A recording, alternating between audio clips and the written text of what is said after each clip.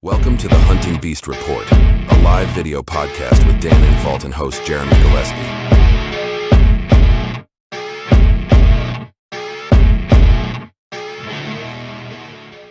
Today's podcast is brought to you by Stealth Outdoors. The off-season's a great time to rehab your gear, so head on over to Stealth Outdoors at www.stealthoutdoors.com to pick up some climbing stick wraps, cam buckle covers, platform cable wraps, or stealth strip rolls for all of your miscellaneous silencing needs. Today's show is also made possible by Hunting Beast Gear, innovators in mobile hunting gear and the designers of the Beast Sticks and Beast Stand. Check out the latest products at www.huntingbeastgear.com. And now, on to the podcast. All right, good evening, everyone. Today we got special guest Scott Buckley, and as always, Dan Infalt and Ashley Covert. How's everybody doing tonight? Hey, everybody. Good. It's happening. So today, Scott, for people that don't know, he's been an Iowa resident for about the last 15 years. Prior to that, Scott lived in Michigan, and you guys might recognize him. Scott was on some of the videos last year from Dan's Iowa hunt, and today we're going to talk a little bit more about hunting in a post-cell cam world, specifically in Iowa. So we're going to get Scott's perspective since he's a knowledgeable hunter and an Iowa resident. So Scott, thanks for joining us. Yep, you're welcome. Glad to be here. Well, let's kick it off with what got you into trail cameras in the first place. What do you like about them, and is there anything you dislike? And specifically, have you noticed any trends in Iowa since cell cams have gotten more popular? Well, as far as not just cell cams, but overall trail cameras in general, that's kind of what the public land law is. It's all cameras, not just cell cams. But yeah, I've been doing it since I don't know what year it was, but we used to have the strings that went across the trail. You remember them, Dan? I forget what they're called, but yeah, it was a monitor, and once the timers had a little timer on it, and the animal walked across the trail, it broke the string, and it told you what time the animal was walking down that trail. I mean, that's really old school, and we used to buy them.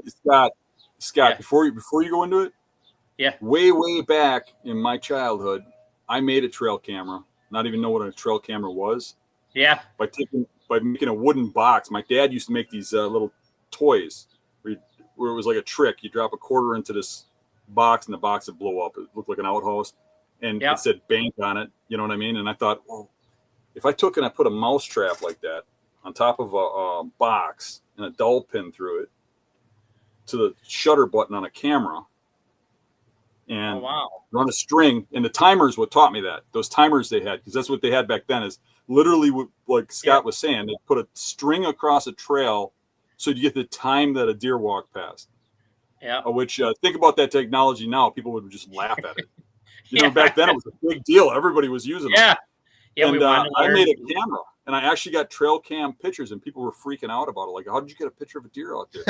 And I destroyed cameras because the spring would hit the wooden dowel so hard it'd go right through the button and into the camera. But heck yeah. And anywho, go ahead.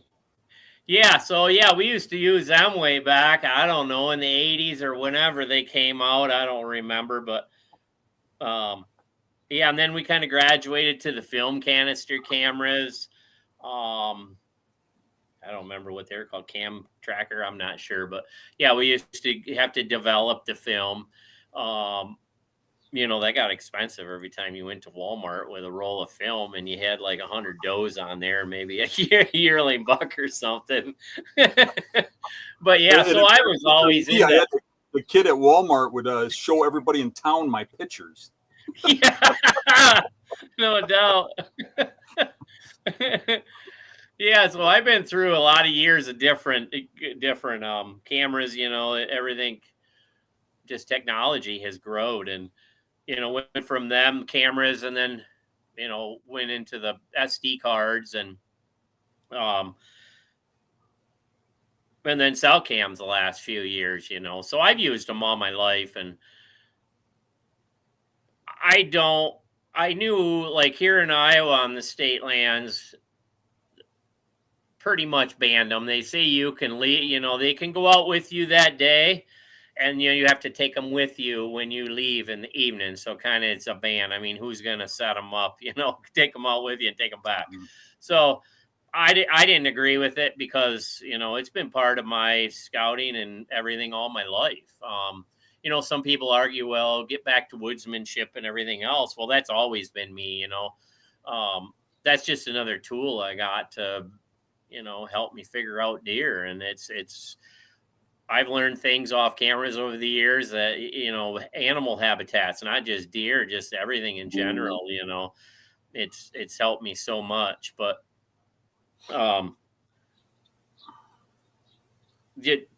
you know, one of the things I'm going to miss is, you know, I've have history of bucks out here, sometimes 5-6 years in a row. Now, you know, the hardest thing is going to be to keep history with these deer. I mean, you have to get actual sightings now of a buck to know he's alive.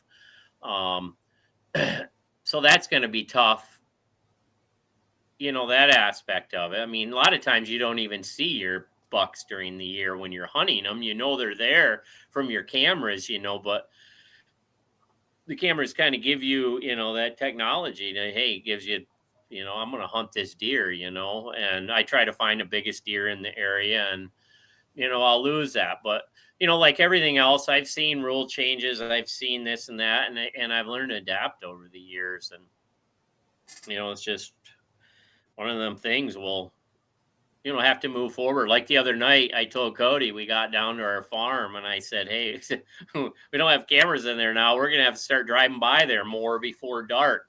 You know, there's some bean fields around there. And I said, let's see if these bucks are still alive. This is when we started seeing them last year, you know. So we drove by that area. We seen a bunch of bucks, but they weren't, you know, the big ones yet. You know, we'll have to do more of that. Drive areas, spotlighting's legal in Iowa. Some of the DNR might frown on it, but screw them if they want to take our cameras away. You know, we got to use other avenues. You can spotlight as long as you don't have a, you know, a weapon. That's just common sense. But so, yeah, we'll be doing more of that. And, you know, just your traditional sign and stuff like that, but big buck sign, and, you know, more scouting on maps, trying to find areas. And, big thing of me is historical. You know, I got so much information on my cameras over the years. I know where a lot of these deer are, you know, their habitat. So, I mean, it isn't the end of the world. You know, I'll find the deer. I wish I talked to a couple DNR officers, my local one, you know, the day I heard this was happening. He really didn't agree with the way it happened. He didn't even know about it till like 3 days before they announced it. And it should have been, you know, like most things, it should have been put through debate, you know, public input, you know, so we can, as hunters, we can come up, you know, with something like I understand there was too many cameras out there. You go out in the woods and nothing with cameras. That kind of frustrates me, but there has to be a way, you know, to regulate them. Is better than an all-out ban. I mean, now I see they're all gone. I would probably say, hey, eliminate the cell cameras and leave the still cameras. I mean, most of my still camera stuff is done for the following year anyway, right, or after season. You know, I'll put cameras in an area after all the deer seasons just to see what deer made it. So I got something to work off of the following year. I mean, now you can't even do that. So, you know, I think it's kind of BS how they just abruptly, you know, you can't use them out there no more. I knew it was an existing law. They just kind of, nobody ever enforced it. And they just, I guess the way the law was written, the way I understand, you couldn't leave nothing on public land. You know, if you took something out with you, you had to take it out unless it was tree stands. They had a specific law for tree stands where it said you could put them out a week before season. You had to take them down a week after, 7 days.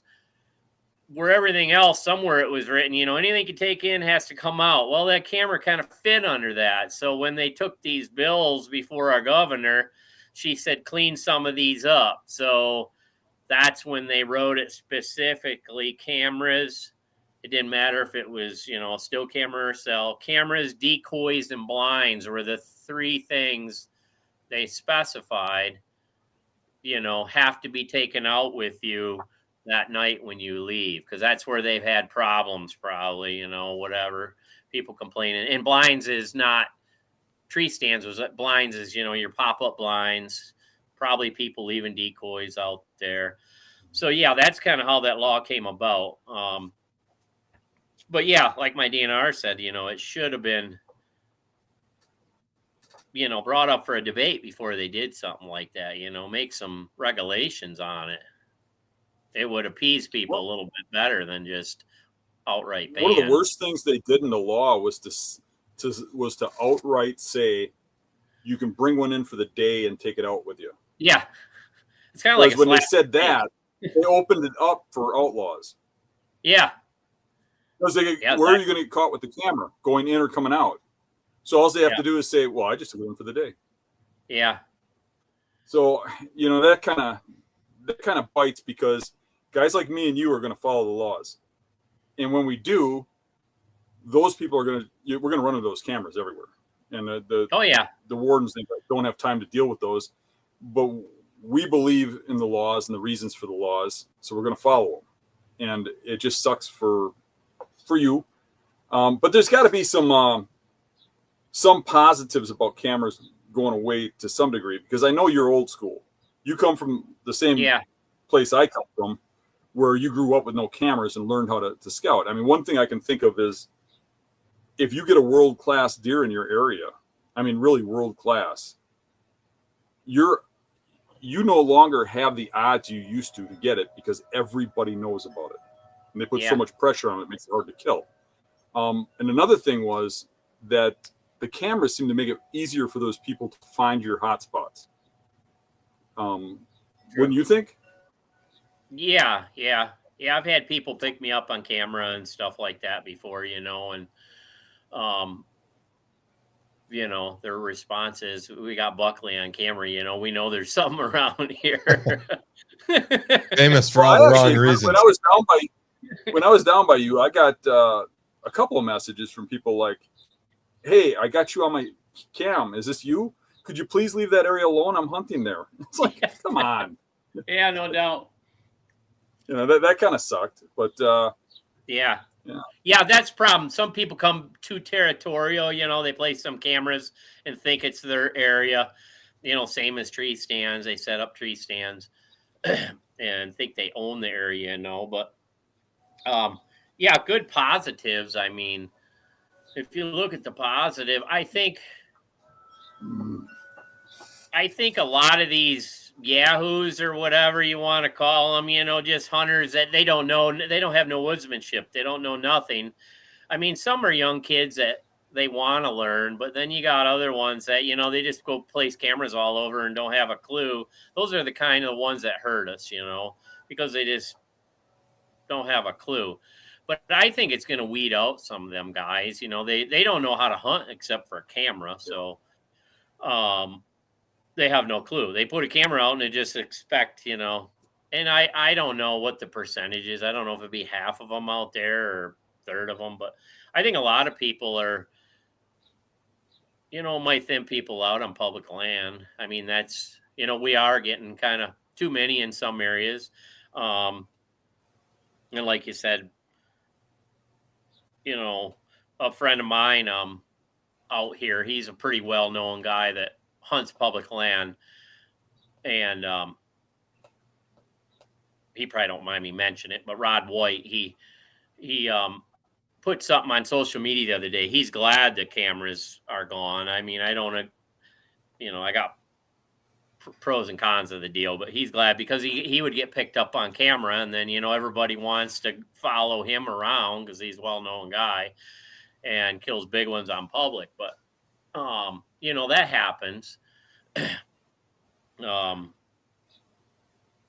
don't,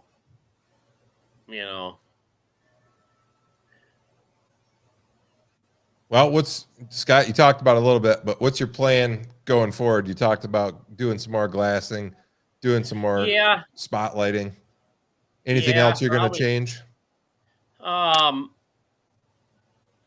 of now, just got to hunt, right? Yeah. What's that? Some spots you just got to dive in there and find out what's going on foot. Yeah, exactly. I mean, that's most of it. I mean, as of now, I got a lot of historical data of area. You know, that's a little different for the guys that bounce around state to state. You know, they're going in on their maps and doing their scouting on boots on the ground and stuff like that. Where me, I in Iowa, I'll be doing more historical where I know there's big deer. You know, historically, year after year, I got areas that got big deer, and just, you know, go in season and hunt that sign. You know, look for big bucks, rubs, and scrapes, and you know, that's one thing that, like, the camera there, we have a lot of old deer in Iowa. Even on my farm, we got old deer, you know, 5, 6, 7-year-old deer, but they got like 125-inch rack. Well, there ain't nothing like on my own property. You know, I love shooting them old deer, even if they're, you know, smaller racks. But if I had a choice, you know, you can say hunt off the sign. You know, you got big tracks and a scrape and big rubs in the area. But with that camera, I can tell if he's a 125 or I can tell if he's a 180, you know, I'm hunting. I can tell. So that part's kind of going to suck. You know, if I spend all this time on a big track, I mean, like I said, there's nothing wrong. An old buck is a trophy in itself. But, you know, if there's a big one in the area, you want to shoot that higher scoring one. But yeah, just kind of the traditional ways that I grew up hunting, you know, look for sign. And, you know, another thing, kind of, it was old school, you know, talk to the farmers more, you know, the local farmers in the area that live by these public land areas. Talk to your mailmen, you know, on the route to go by there. You know, just talk to people more, that, especially non-hunters, you know, just see if they're seeing big ones, you know, around these public land areas. And that's always been, you know, something we did when we was younger, you know, just word of mouth. Somebody talk about a big deer and, you know, a farmer or something, and go in and look for it, you know. Scott, you're giving away all my secrets. When the spot I hunt in Kansas, I ran into the guy that was grading the roads one day, and I flagged him down. Oh, yeah. Yeah, and I got his phone number now. So every year I hunt Kansas, before I go, I call this guy and ask him what he's been seeing. Because that's, you know, road guys, that's a great guy. He's driving around all the time. Yeah, exactly. Yep, mailman, that's a good one too. Yep. Yeah, that was real old school for us. I mean, everybody said, check, you know, talk to the mailman. They're out there every single day running the roads. And yeah, you know, that's a catch-22, because I've had people tell me about some giant buck. Yeah. And you end up hunting them, and you have that buck actually come through, and it's a 120-inch 8-pointer or something. Yeah. Farmers are known for that. You know, we see. I mean, they got a frame on it. A 120-inch 8-pointer has a frame on it. You know what I mean? And I can see somebody thinking that, but it's not really what I would think of as a huge buck. And then I had the opposite, where you've heard that enough that you're kind of leery about everything so everybody tells you. And I had one farmer, local to where I live now, tell me about this giant 12-pointer he was seeing. And, you know, 12-pointers tend to be 8-pointers. You know what I mean? Yeah. And this guy seemed to have so many stories that seemed a little exaggerated, you know. But I did have some interest. And I went over and I looked, and there's these big rubs and stuff. But I was onto a legitimate giant. And I decided to go hunt that. And this guy would say, oh, he comes through every day. And I went and hunted this other buck and never went over there. And he let some other guy hunt in there. And the guy shot it. And it was like the number 2 in the state at the time. You know, and it came through right like the farmer said it did all the time, you know. Yeah. But, you know, that's going off of intel. It ain't like a picture. It ain't like a sighting yourself. You're always a little leery about the source unless you really know the person. Yeah, exactly. Yep. I've seen that a lot over the years. Yep. Especially, I see it all the time from farmers, you know. They just see a big frame running away, and there's a giant out back. Right. Well, Scott, let's shift gears a little bit. There's another rule change that isn't as well known that happened in Iowa this year related to non-resident party hunting. So can you give a little background on that? What was going on and how that law changed? Yeah, it's in Iowa since the beginning of hunting seasons when they started them here. I don't know when that was. Maybe the 60s they started allowing deer hunting here. It was a lot later in most states. But yeah, back, we didn't have bow and arrow season back then. Well, I wasn't here, but gun hunting was a big family tradition back then. So they allowed party hunting, it was originally meant, for a bunch of farmers or big families to getting together, and you could, use each other's buck tags, doe tags, everything. If you had a doe tag, you were legal in the group. Let's say there was 10 guys, 5 of them had buck tags, or, in the beginning of the season, they had 10 buck tags. You could fill them, like one guy on let's say he's a stander on a drive. He could actually shoot 5 bucks come out on the end. He could shoot all of them, and it was legal to, use each other's tags. And the reason they did that, let me just get into this a little bit, because we do it in Wisconsin too, is because if you got a family of, like, say 6 people, and 4 of them tag out and now they can't hunt, well, you got 2 guys that are trying to do drives, because back in the day, driving was how you hunted. Yeah, especially when it was really low deer numbers. So the party hunting was developed so that you could keep your friends hunting. They'd have a reason to keep hunting or keep pushing. Like back in the old days, I remember, like, once you filled your tag, they'd be like, well, then you're the pusher now. You just keep pushing. But if you get the shot, it's yours, but now you're doing more of the work for the other guys. But it kept you there because you still had an opportunity to shoot another deer, where if they said, okay, you can't hunt no more because your tag's filled, you couldn't. Yeah. Yeah, exactly. Yeah, because back then, not many people sat in blinds. A guy might go sit down in a chair on the edge of a field, or something. So party driving and pushing deer was big. It still is a tradition in Iowa, and it's Iowa's biggest. My DNR buddies will say that's the biggest way for them to manage our deer herd in Iowa. Some of us don't agree, with the party hunting, but it's a management tool for the DNR. It keeps numbers in check. They shoot a lot of does. And so anyways, the non-residents over the years, kind of a loophole in the system, they started,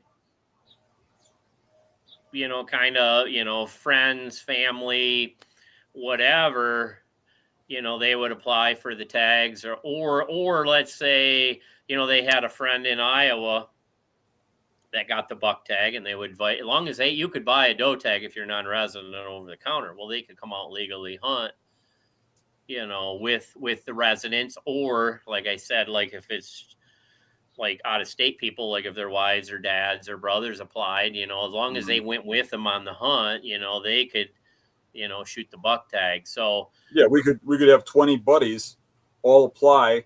Yeah. And if 4 of you get buck tags, you all go, and once the tags are filled, okay, well, then we go home. Yeah, that's kind of but all got the buck hunt. Yeah, when the bucks got filled, then, well, they shut that loophole down. That was another one, kind of the camera law. Both of these laws they did were kind of in effect. They just cleaned them up a little bit. They closed that loophole, just saying that non-residents weren't allowed to party hunt no more.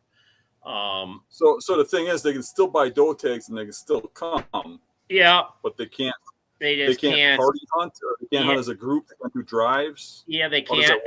They can still drive and everything else. They just can't use each other's tags. If you're a non-resident, so again, you it's going to kind of benefit. It's going to kind of benefit the poachers again. Yeah. The buck might just stay in the state till it gets mounted or something, and not somehow end up getting shipped back to somebody. Yeah, exactly. Yeah. So yeah, those were the 2 big law changes, and Hey, before we get too far on that, there's some benefits to that too. Like before the show, we were talking like say your son Cody gets a job in Nebraska. Yeah. And now he wants to come home and gun hunt with you during gun season, then yeah, you he's a can't get a buck non-resident. tag every year. But you're like, hey, you can use my tag. That's no longer the case, and that's kind of what that law was for. But now they had to put this in because of abuse. Yeah, Is that the way you see it? yeah, exactly. Yeah, a lot of people took advantage of it, and now that's shut down. Yeah, I seen people in Facebook groups, same thing, same situation, saying, "Hey, my family's live there, and I've been gone, and now I can't come back and hunt with my family." Something I've done all my life, which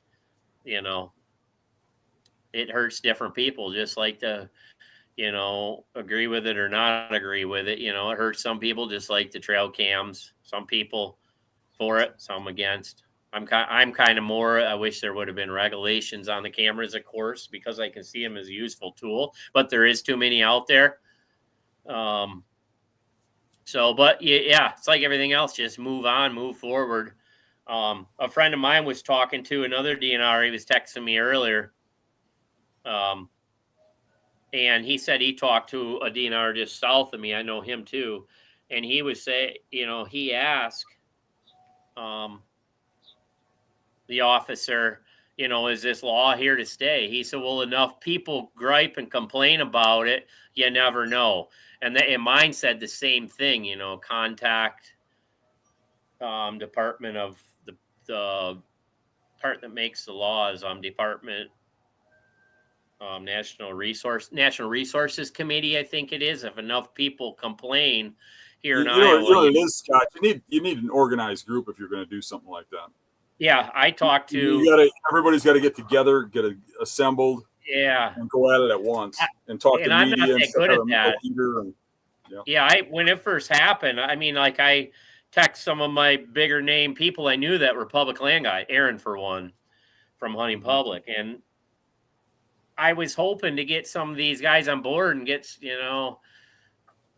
and I seemed to be hitting a brick wall, like they were kind of saying, well, that's the way all the states are coming, and yeah, I think the trouble is a lot of guys, and I'm not pinpointing Aaron. I love Aaron. Yeah, so do I. A lot of these guys in these groups and stuff that film aren't like me. They're afraid of ruffling any feathers. They won't wear Trump on their shirt. They're not going to wear, they're not going to go one way or the other. They're going to try and please everybody so they get the most views. Yeah. You know what I mean? And if you start, because this is really a divided issue. And I'm conflicted both ways. And anybody that's following us knows that. Yeah. I see some huge benefits to cameras. Mostly what I see is just like the fun and the excitement of seeing the pictures. But I also see some bad things about the cameras. And I see it teaching kids the wrong way to hunt. Exactly. And it kind of almost becomes an addiction, like a drug. But so I see good and bad. And like you said, if there's some sort of meat in the middle, if we come up with some sort of regulation, like a limit on them and maybe license them or something, I don't know. Yeah. Yeah, I've heard that somewhere. Somebody said, is it not Wisconsin? You got to put your license, your hunting license or your name and number inside. Yeah, we got to have our name and address or our hunter ID number on our cameras. If not, they're illegal. And my warden up here busts people for regularly because, even with that being, when we talk about the law, it's as simple as writing a 6-digit number across your camera with a little marker. Yeah. And literally 90% of the cameras that I see are illegal. Oh, yeah. But just like everything else, the DNR don't have time to enforce that kind of stuff, unless they have complaints. Mine said the same thing. He said, I don't know how I'm going to enforce it. Well, he didn't say it in them words, but, it's just an added thing They can't. Only guys like me and you will follow the rules, and nobody else will. Yeah. So, I don't know. Just adapt and move on, I guess. Yeah. The only way they could enforce it is if they ban taking them in and out. Because if you can take it in for the day, people just say, I'm taking it for the day. And the warden's going to know they're lying, but what's he going to do about it? Yeah. I would be all game if anybody approached me, but I don't know nothing about organization. I'm not too political in things. We got guys here that fight for us, but most of these guys fighting for us ain't public land guys in Iowa.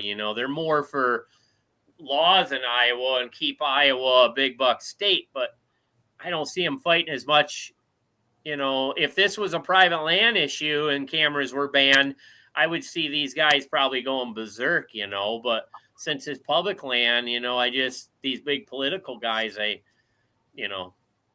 if I knew somebody, I would go to meetings and try to, meet somewhere in the middle, regulation or something.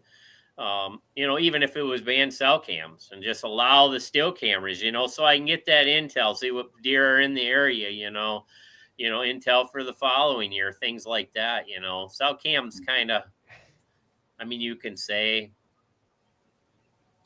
you could have an argument for fair chase, but I don't know what the argument is on a regular still camera, I just don't get it. There's right. Cause you get your scent in there and stuff, but the guys using the exactly the same problem because they go in and set up stands and stuff and all that crap. Yeah. But you just to be the devil's advocate here and ask a hard question. Don't you to some degree see a little bit of, you'd probably have some bigger bucks out there and weed out a little bit if they did, don't get rid of cameras. Right now with everybody knowing where they're at, a deer doesn't make it to that 6 or 7 where they're really world class. They get shot when they're 150, 60, or 70. You know what I mean? When that deer has a lot of potential, because everybody knows about it. To some degree, you get a little back to that magic where you could, you don't know what's coming in. And I kind of like that. I like that. The old school out in spring, finding the sign, trying to figure out the antler size by how he's rubbing the trees and stuff. And obviously that's not real accurate, but you do take some accurate guesses. And it seems like a funner hunt to me. But I like the cameras, most deer I've killed over the years on public have been just showed up. I've killed a small handful that I had pictures of and were hunting, but you always get like, wow, where'd this one come from? You thought you knew them all, and there they are. But so I don't know. I've had mixed views about the, if there's going to be more big deer. In a way, I think there is, but then people like me, I've talked to some of my better hunter friends. We're passing a lot more deer because we know that big one's in there. So we're passing deer that if we didn't have a clue, we'd probably shoot that 150-inch deer if he came in, even though we're hunting, 170 in there. So we're passing more. But I guess if you think about it, the average hunter, they're just putting cameras in and they're going to shoot whatever. But so I don't know. I got mixed views if our trophy quality is going to go up. I think it will, but in my eyes, I'm passing more deer, into that older age class because I know what's in there, kind of in my way. But not everybody's like me, So when I was at Scott Buckley camp, and I was there with Cody and Scott, I saw a passion. And not really hunting deer based on cameras, but just the magic of you never know what you're going to see. I can remember you were just like, when we get home, you want to see those pictures. You want to see what's going on. And it wasn't just a deer. Like, look at this bobcat that came through. Look at this what's going on. Yeah, I love that. Oh, I haven't seen that deer in 2 years. And you were like glued to those pictures. And a lot of those deer, I know you would never shoot. But it was magic, like watching them grow up and stuff. And just, it wasn't really about hunting. It was it was almost like a whole different sport. And it's like they took that away from you.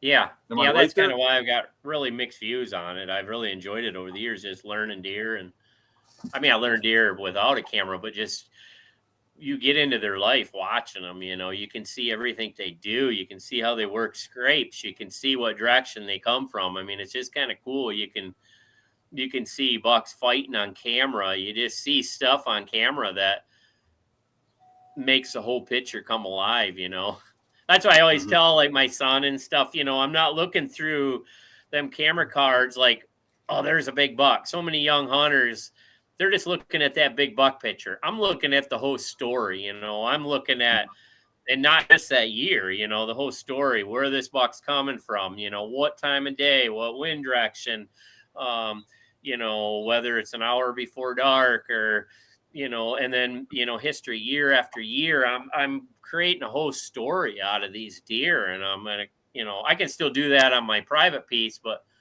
on public, I'm going to miss some of that. I've created stories and learned so much about animals just by, watching, looking I look at every frame of every picture, just see what they're doing. Even does, I love getting my fawn pictures this time of year. It's just cool, getting them, watching them little babies out there. And yeah, but yeah. What about, go ahead, Dan. So you talked earlier about, you just barely touched on it about, that the main thing with the cameras is you learn things. So now how are you using cameras to learn stuff historically about deer? How are you placing them to learn something specific about a deer? Is it timing? Is it, timing near a bedding or a food source? Is it figuring out why or when they're there? Yeah. Like, of course, scrapes tell a lot, when that buck shows up, he'll show up. Like if I got one for 2, 3, 4, one buck, that area we went into that first day, I had history with that buck, I think for 5 years. He was like a 7, 8-year-old buck. I never did get him.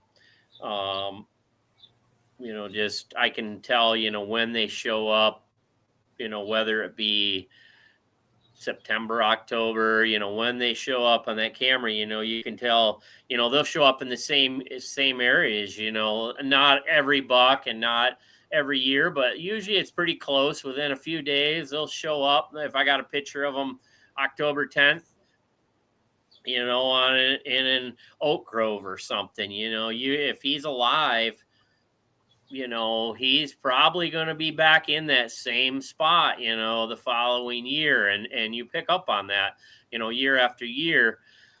Same as hitting scrapes, if that last week of October, all of a sudden, boom, there's that buck again. Historical stuff. He'll show up there within a couple days of when he was the year before. Some of that can change due to, crop rotation, acorn crops. I noticed that, that was a big thing last year.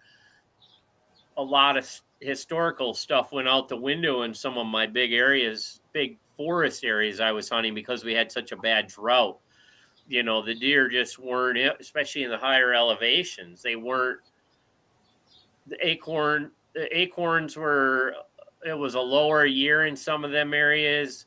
And it was so dry. The vegetation was just, there was no moisture in the vegetation. It was just, it would crumble. So a lot of them deer vacated them huge forest areas. They went down low in the bottoms where it was a little more lush. So, that's when that historical stuff can throw right out the window. And then you got to go, find them. But, a lot of my camera work has always been historical. And then they show up in the same places in the winter. So I can kind of, they winter in certain areas, on south facing ridges where the sun is, and if there's some crop fields off, close by, then you can kind of get inventory to see what bucks survived, and that will be historical, just kind of, they'll come into the same areas and I can see what bucks survived so I can hunt them the following year. So yeah, that's kind of how. I would think that cameras are more for shed hunting too. Oh yeah. I think your cameras are more focused on like stuff what you're just talking about, but I think the people listening right now probably are envisioning when you're talking about cameras that you've got a camera over a trail where you're going to put a tree stand and you're going to kill that buck. And I would have to imagine the reality of it is people really aren't killing those giant bucks on a regular basis in front of those cameras. It might happen once or twice. And you're certainly not going to ignore it if one's in daylight constantly in front of a camera. Yeah. For the most part, I would imagine it's telling you they're in the area. Yeah. And exactly. Then you're hunting the area down, correct? Yep. That's inventory. I mean, that's basically what it's about, finding what bucks are in the area. And skill kills the deer, not the camera. Yeah, exactly. Yeah. It'll give you an idea what's there and what survives the following year. And then you have to do your part to get in there and, hunt them, which, I see so much chatter on Facebook, well, good. You're going to have to learn how to be, woodsmanship and learn how to do this and learn how to do that. Your cameras, some of these guys, I think they're just jealous. I don't know the reason, but they think you put out a camera and you go out and kill a deer. Well, that don't happen. I mean, it happens once in a great while. If you got a cell cam once in a while, a buck might be patternable, but that ain't very often. To me and most serious people are putting them out there to learn the deer, get your inventory, and you have to do all your skill comes into play after that. The camera's just telling you what's out there pretty much. And it might show you some, some historical data, if he's in this area. But yeah. So yeah, I'll miss that part of it. How are you using them in Montana differently, Jeremy? I don't run last year, so I've been here 5 years. Last year was the first year I put any cameras out at all, and I can touch on that real quick. So the elk, in my experience, are just much more nomadic, like here one year, gone the next, and that's because of water. That's because of cattle. If pastures get grazed off hard and the vegetation's real low, then the elk won't be in there. So they move around a lot more. In a lot of the areas that I hunt mule deer, there's just open areas, so it's a lot harder to pin down like a funnel. So they're not as good for mule deer in my experience. And some of the areas that I hunt, so Montana has both migratory and non-migratory mule deer herds. So some move around. They summer in the mountains and then they come down into the plains for the fall and the winter. And some are just residents where they're in the same 5-10 mile area all year. So most of the areas that I hunt are migratory herds. So if you put a camera there in the summer, you're not going to get anything. Like it doesn't help you out. And then I don't whitetail hunt a ton out here, so I haven't run many cameras, but I guess that's how I use them different. I do way more in-season scouting and glassing, and that means if you see something good, you better get on it right away, that day or within that next couple of days, because here today, gone tomorrow. A lot of the times, they're just seems like they move around a lot more.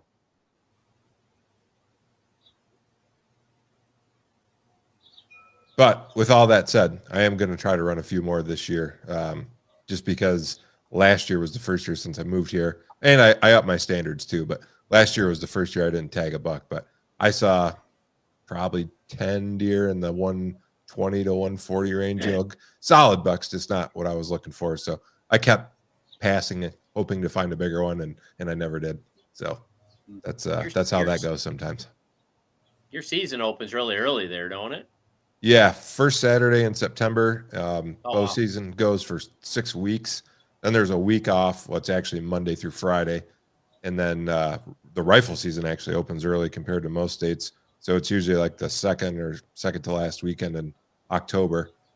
Then it goes through the end of November. So the Sunday after Thanksgiving's when it closes. And then there's nothing after that. Actually, I lied. 2 years ago, they have a traditional muzzleloader. But if you want to bow hunt or rifle or muzzleloader or anything in December, up until 2 years ago, you couldn't. And now you can do traditional muzzleloader. So no scopes, no inlines. It's got to be flintlock or matchlock, wheel lock, and really? and open sights. So yeah, I like that. Gives you a little opportunity to hunt later, but still keeps it very challenging. Yeah, I remember when I was a kid, we used to get them kits. What was it? The Kentucky rifle. I bought a kit, the Kentucky rifle. When we were kids, made it all, blew the barrel, stained the stock, and I shot some deer with it back then. Yeah, that was kind of neat. Yeah, black powder too. I don't think they let you use the new powder even, but I have to double check the regs on that. I haven't got one yet, but last year I was kicking myself, so I'm going to very shortly here. I was kicking myself because the rifle season ended and I hadn't tagged one, and it's like, man, I wish I had a muzzleloader ready to go, but it was pretty late in the game to be trying to figure that all out. So, and it's a short season. It's only 9 days. It starts on a Saturday and ends the following Sunday. So Scott, you're from Michigan. So's Jeremy. When you're growing up in Michigan as a bow hunter, how was the hunting then, and what was a big buck to you back in those days, and how did you do in comparison to everybody else? And what area of Michigan were you in? I was in the thumb, hour north of Detroit, Port Huron area. We used to hunt more up in the thumb, like Minden City Swamp, up in Tuscola County. The swamp was all public land back up in there. We hunted that a lot. And my first deer I ever killed actually was with a shotgun when I was 14. We couldn't hunt till we was 14 with a gun, 12 with a bow. But I started hunting when I was 12 with a bow. I remember I got, I don't know, a bear recurve for Christmas, and we had a week left of season. And I remember I got that bow Christmas morning when I was 12. And I remember that next week I went out every night out back of my mom's. I remember shooting that deer I had no clue, shooting that deer from 30, 40 yards away, to launching arrows. Never hit one. But yeah, I killed my first deer when I was 14. My aunt had property up in Kingston. She had, I don't know, a couple hundred acres in one spot and 80 in another. I killed it on the 80 acres. It was opening day of gun season, and I got one. But yeah, it was just a yearling buck. We always had a big deer herd in that area. So I guess I started hunting, 60, 78. The deer, like where I live, they were fairly small numbers at that time where I lived. So we went like an hour north. We lived on a farm, kind of small little farm, but wasn't many deer there. So we went up in the thumb where there was just all kinds of deer.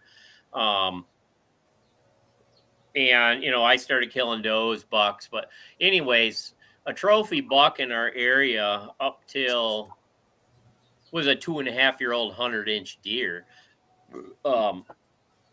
Our area in the state, I think it was considered Southeast Michigan for years. They said, I think it was either 85% of the buck harvest in Southeast Michigan was 1.5-year-old bucks.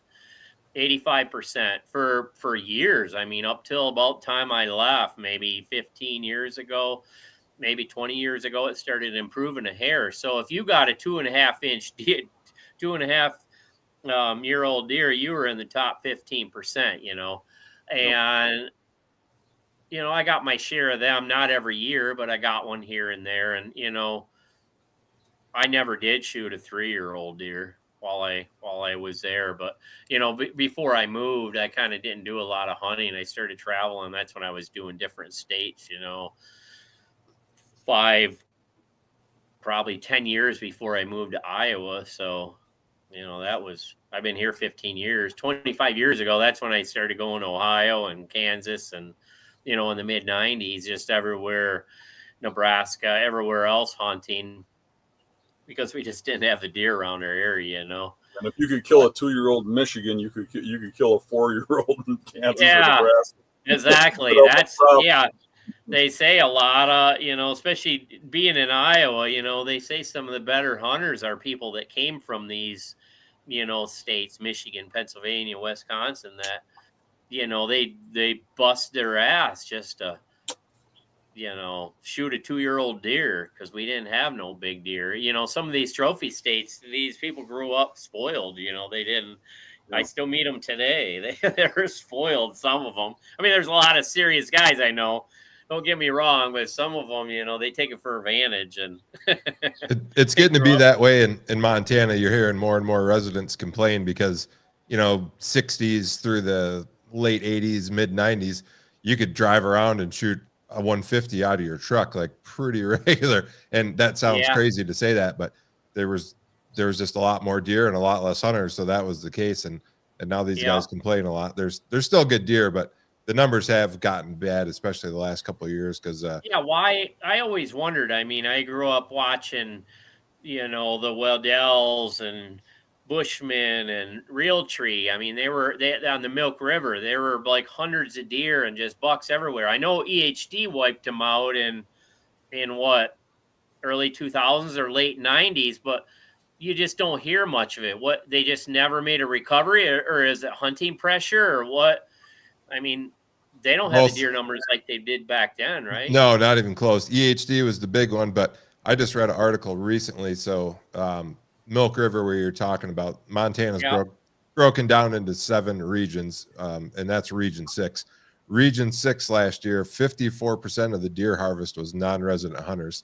So more, and they won't cut the non-resident tags back, because that's where they make the money. They're going to have to sooner or later, because the deer numbers are getting really bad the last several years. But yeah, that's the big thing. And then we still get EHD pretty regular, like you do in Iowa. Oh, really? Yeah, 2012 was terrible, just like it was for Iowa. And then 2 years ago, I think 22, about 50%. And North Dakota got it even worse, but it might have been 21. Don't quote me. 21 or 22. Like 50% of the deer in northern Montana got it. And it was in western North Dakota, there was areas where it was as high as 70 or 80% of the deer died. So it was really bad that year. Yeah, it's crazy how bad that is. Since it was pretty bad down by you last year too. I mean, I found dead deer all over the place in Iowa. Yeah, it's pretty devastating. You start, I mean, like my farm, we found so many dead bucks this spring. It just kicks you right in your ass. It's like, come on, you work so hard to grow a good age class, and that comes along and just wipes them all right out. Yeah. Let's bring Ashley back on. Dan, you got anything else you want to wrap up? Or we got some questions in the chat, so we'll bring Ashley back on, and we'll go for the questions. Yeah, viewer questions. All right, take it away, Ashley. Can't hear Ashley. No, you might be muted.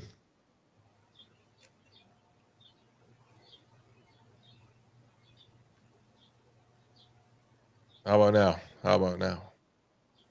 No.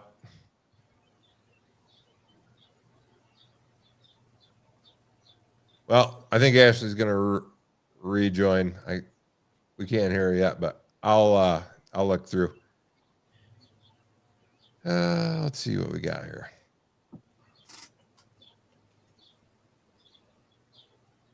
Any more out-of-state hunts this year, Scott? I don't think so. Nothing kind of in the works. I got invited to Kansas by a good friend of mine, but I got to start applying. He has, I don't know, he hunts a lot of public land, and he has access to a lot of private land, and he invited me, when I draw, to come out with him. So he's actually in Wisconsin, but they got leases out there, and he goes out there all the time. He's a big buck killer, and I was pretty honored when he invited me. He's probably watching this. Ashley, can you hear us now? Yeah, I think my face is super zoomed in though. But... No, you're good. You're back. We can hear you. So go ahead. Okay, so VX Seeker XV said, anyone know what's going on with Wisconsin doe tags? Can't seem to find any, but last year they were giving them away. And Elizabeth had said something about how she didn't get hers either. I think they're coming later. I don't know if they have that all figured out yet. I think, I buy that conservation tag or whatever. I don't think I get those tags till later. Those doe tags, when they come available, then you get them. So they still got to figure out how many per area they're giving out. Okay. North Alabama Outdoor Sportsmanship said, could Scott explain some of his woodsmanship? What do you mean by woodsmanship, Scott? Just something I grew up since I was a little kid. Just always, I've been in the woods, I don't know, 150, 200 days a year, just reading sign. getting to know habitat. I everywhere if let's say I'm just walking out in the woods scout and I pick up every little thing, a track and a trail, a twig, I'm always observant. I look for, signs of people. I observe everything. I just don't wander around out in the woods. I'm observing everything everywhere I go. As little as a branch broke, just putting pieces of the puzzle together, reading maps. When I was younger, we read topographical maps. That's just part of, woodsmanship, learning maps. And then you go in and put boots on the ground. You put that picture together with the terrain. I don't know. I'm probably forgetting a lot of things, but I guess sight, smells. I grew up a trapper. I've been trapping my whole life.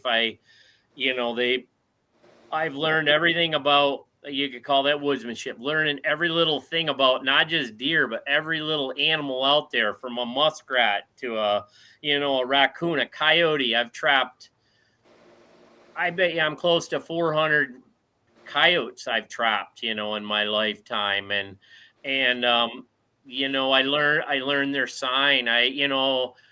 This is a funny story, probably kind of sick, but back when I was trapping a lot of coyotes, numbers. Now I mainly do it for management on my farm and stuff, but I'd pick up the shit off a coyote and you break it open to see what they were eating, whether it had deer hair or whatever.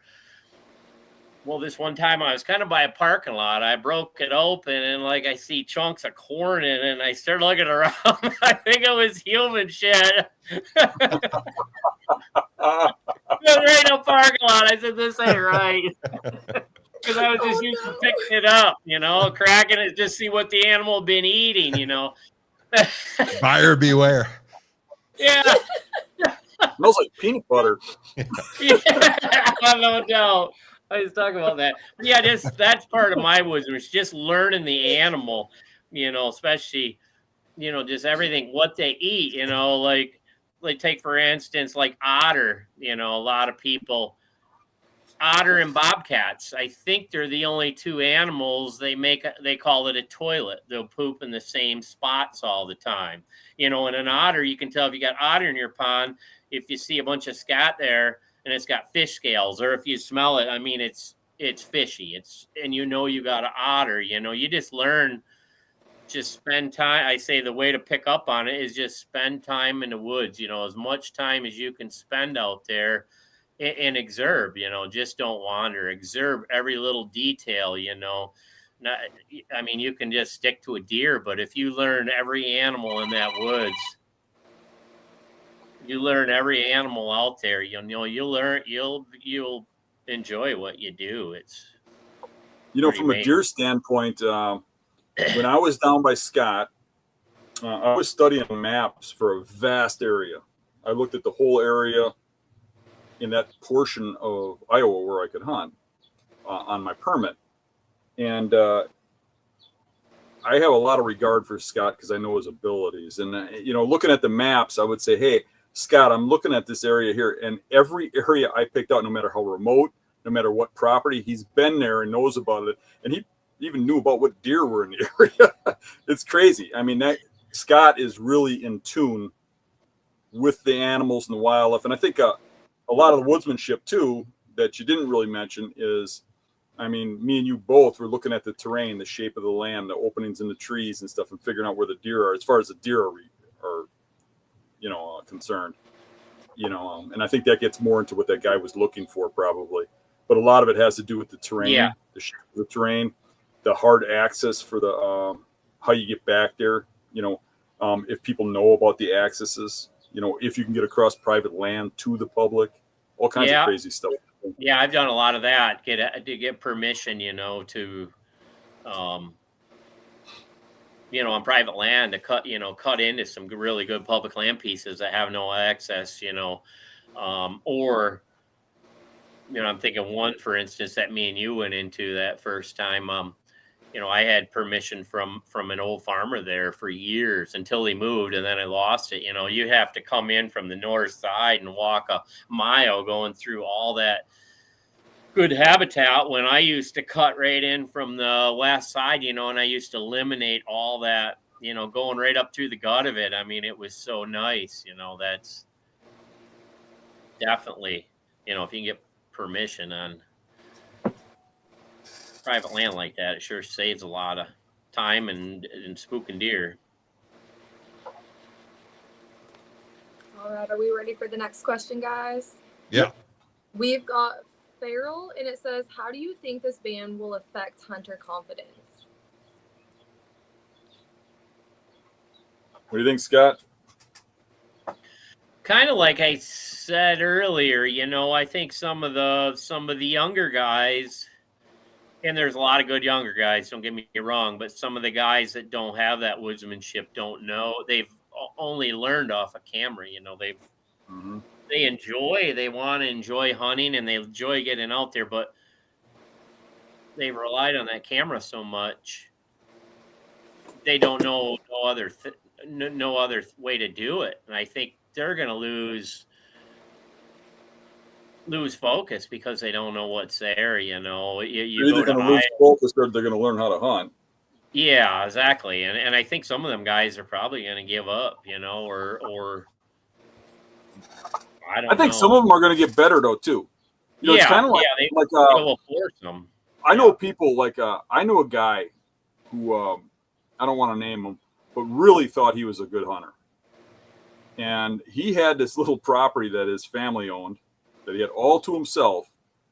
And I mean, it was just crawling with giant bucks, surrounded by a park and everything else. And he was the only one hunting it.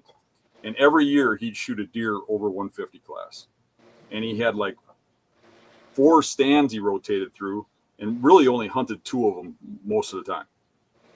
And that's all he hunted his whole life. And he thought he was the greatest hunter in the world until that property ended up having to get sold, and he ended up on public land. And pretty soon he really didn't know what was going on, and realized that it's not that easy if you've never learned anything about hunting except for to walk to one stand, or what happens at that one stand, or what the wind does at that one stand.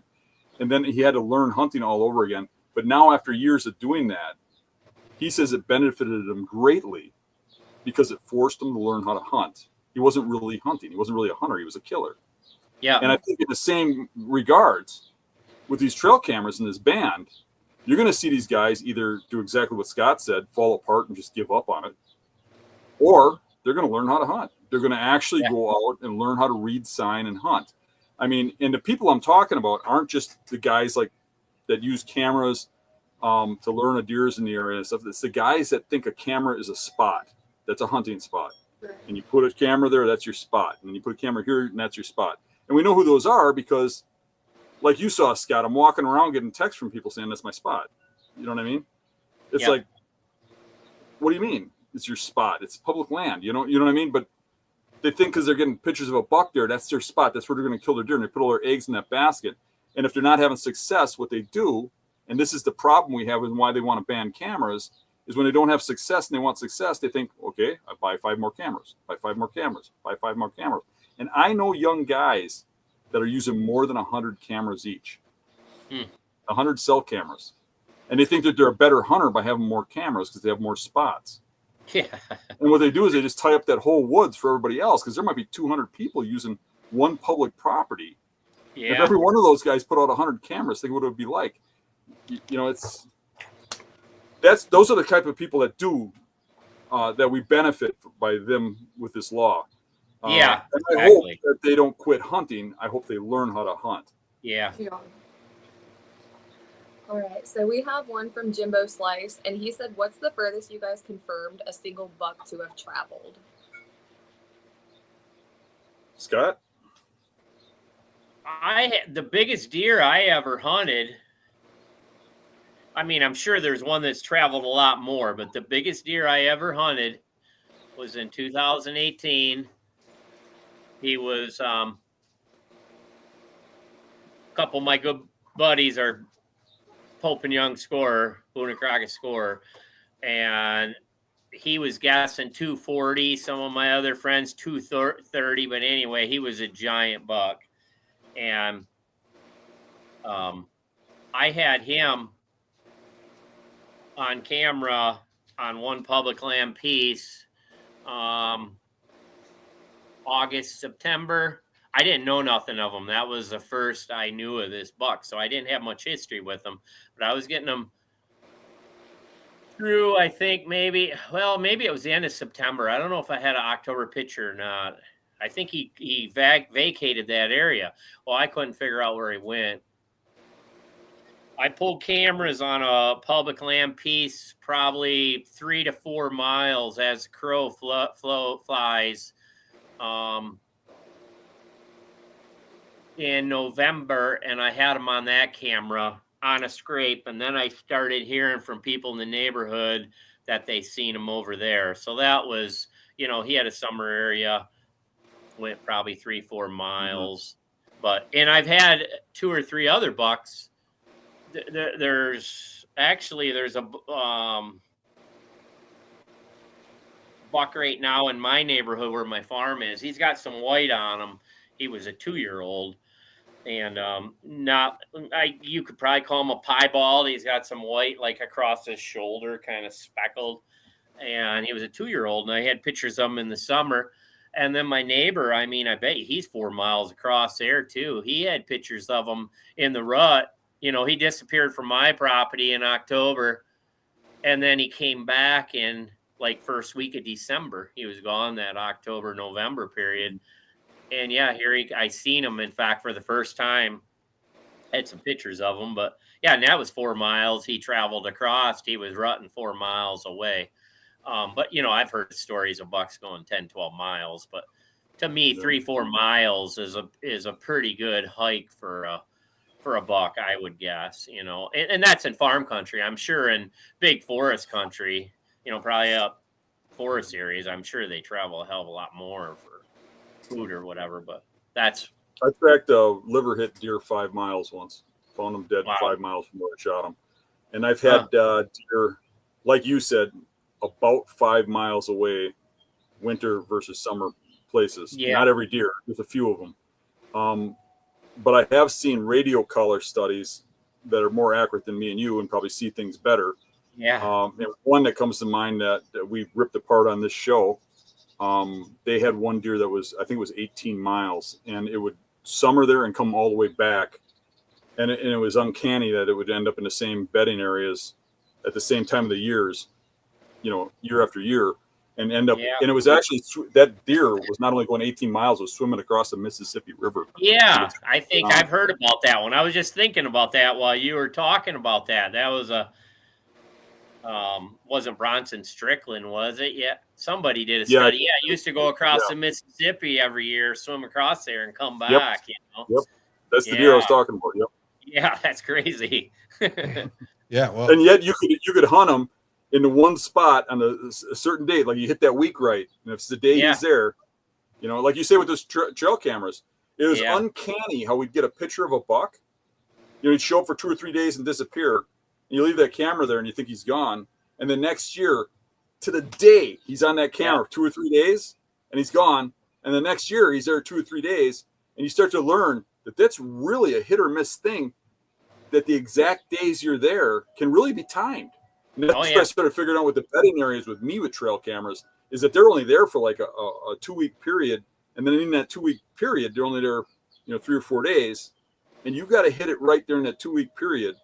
And you think, well, what are my odds? Your odds are actually pretty good in that 2-week period if he's there, half of the days. Yep. But there's really a timing to it. Yeah, for anybody that's interested, there were some articles out. Wyoming's most famous mule deer died just recently. It had a GPS collar on. It was a 10-year-old doe. Deer 255 was its study number, and it had a 245-mile migration path from like very southern Wyoming all the way up to the northwest part of by Jackson. So that's a pretty cool article, and it kind of opened up to biologists. They had no idea that some of these mule deer were migrating that far. And out west, you're starting to see more of the wildlife over underpasses where they make grass routes either under the highway or over the highway because a lot of the mule deer are getting smucked on the road, so they're doing some Whitetails things in like the that. Northwoods do some of that too. I mean, we had that in the UP. They got migration routes in the UP that are actually pretty lengthy. Yeah. So kind of relevant to the topic. Not a deer I hunted, obviously, but pretty interesting nonetheless. All right, so the next question was, Dan, why can't I find antlers in the bedding? When's he going to check the spots? It depends on when they bed there. A lot of times if you're spring scouting bedding areas, you're not looking at where deer bed in the spring. You're looking at where they bedded in the fall. A lot of times in the winter time when they're dropping the sheds, they're bedding in all different areas. Like they'll bed in thermal cover. They'll bed on the south facing slopes. They're going to vacate the swamps. So when the spring scouting comes and you're looking at those beds, you don't really realize it, but those beds are older than you think that you're looking at. And those, a lot of people think when they find a good buck bedding area and it's real worn out that buck's there all the time. He's not. They're there for periods of time, and you got to hit that timing right. I have found a lot of sheds in beds, but they're beds that are used at that time of the year. Right. Alrighty, and then I think the final question that I have is from Purpose Bound Adventures. Dan, what do you think is a good balance for cameras? I think to like, I don't really want to say it for everybody else, but I think when I look at it, when I hunt the UP Minnesota for bears, they limit me. They used to be you could hunt all the bait spots you wanted. You could put out as many baits as you wanted anywhere you wanted, but you had to register them, and which is different from other states. You don't have to register your baits. There you have to tell them where your bait is. Well, they started seeing that a lot of guys had 20 baits or something out, and all of a sudden there's no place to hunt. Every point has a bait on it, and it really got to be a war over finding spots to hunt. So they limited it to 3 baits, and then they licensed the baits. You got to put a sign up there with your name and stuff on it, and you have to tell the DNR where it's at. And you could have 3. I mean, if they could do something like that with cameras where you have to have your license number on it like you do in Wisconsin, and then you limit how many you have, and maybe you have to have a general area where it's at so you can't be lying so that they know it. Maybe you have your cameras numbered. I don't think it's that hard to maintain, although it would be a little bit of a bureaucratic mess for them to set something like that up. But that would be nice if they could limit it somehow. I don't know exactly how, but I'm sure there's a way. You got any ideas on that, Scott? Yeah, I don't know. I mean, I think 100 is ridiculous, don't you? Yeah. When a guy's got 100 of them out there. Yeah, that's the only thing I can think of is kind of put some kind of identification on them, and I don't know, how you would. I mean, yeah, that's kind of a lot of paperwork, to so many per area or whatever. I don't think the DNR will go for that, but they got to figure something out. Yeah. Yeah, that's what would be nice about a public meeting. They should have had that before they just slapped an all right ban to kind of get everybody's input on the thing. Just you get 100 different ideas and kind of mix them together. And, if they come up with something that's got common sense where it isn't too much, enforcement. To me, and I said this to you before the show, they're kind of fixing something that ain't broke. Iowa is a pretty damn good place to hunt. I think they have more problems with EHD than they do with people killing too many big bucks. I think they've got some pretty damn good hunting, and they're trying to. But I guess they could make it better. You know what I mean? But to me, I think the proper way for a DNR agency, in my opinion, to make regulations to help the herd or to make things better, if that's what you're trying to do here, or to clean things up, as they said. If they're trying to do that, I think they need public input. There should be a spring meeting or something where they bring the people together and they get input, because they might find that the majority want them. They might find that the majority don't. And I think that the majority should rule. I think if they don't want it, they don't want it. And I'd be okay with that. But if they want it and the majority wants it, I think you go with the majority. And if it's affecting the hunting greatly, you better believe that those people will change their mind pretty quick because they love their hunting. I mean, and that way, if it does get out of hand, the people could decide it's out of hand instead of some guy in an office that wasn't even voted there. He's appointed by the governor deciding that's for you what it is. do. That's who these people, this National Resource Committee, they're appointed by the governor, and they're the ones that make the rules or change the laws here. And, in our state, it's the governor, whoever the governor is, as soon as it changes parties, if it's a Republican, they'll fire all the Democrats that are running it and hire Republican people in there. And if it's the opposite, and we can never keep the same people in there, and it's just always chaos. You know what I mean? And then you get the liberal views into it, or you get the other views into it. And it would be nice if the DNR was separate from politics and you just voted in the person running it, and then we owned them. We voted them in. But it's set up in Wisconsin. It's supposed to be set up that we run it. And same here. I mean, they try to get away with doing things without our input, and to push it through, to choke us out.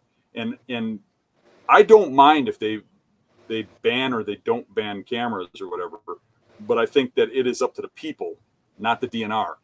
And I don't think it's really having that much of an impact on the deer in Iowa that they need to oversee the people. I mean, go over the top of them and do this, because I think that was kind of rotten of them to do that. They kind of show that they're running you instead of you running them. Yeah, exactly. That's what I didn't like about the whole thing. Just boom. I mean, my local DNR officers didn't even knew what was going down. They knew the non-resident thing. He said they knew that was in the work for a while. They were kind of caught off guard when, boom, this came through within a couple days, and just slapped it in there. And we do got a good Republican governor here in Iowa. She's a bomb, but she signed it in. She don't know much about hunting. She just listen to whoever she puts in charge of it, and it's here to stay for a while, I guess. Any more questions? Next time you come out, I won't have a bunch of I won't be able to say, well, I got this big one on camera back here. I got this big one on camera. We'll have to go out and find them buggers. I'm okay with that. We'll just dive in there and get them.